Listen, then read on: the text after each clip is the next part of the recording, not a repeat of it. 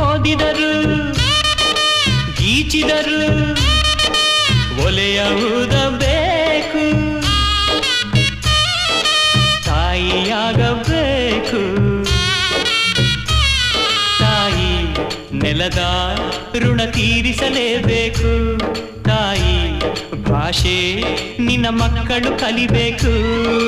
ಕಾವೇರಿ ನೀರಲ್ಲಿ ಬೇಳೆ ಬೇಯಿಸಬೇಕು.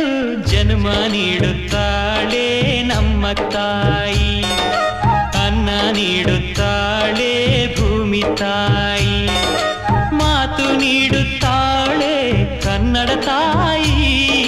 ಪಾಪ ಕಳೆಯುತ್ತಾಳೆ ಕಾವೇರಿ ತಾಯಿ, ಪಾಪ ಕಳೆಯುತ್ತಾಳೆ ಕಾವೇರಿ ತಾಯಿ.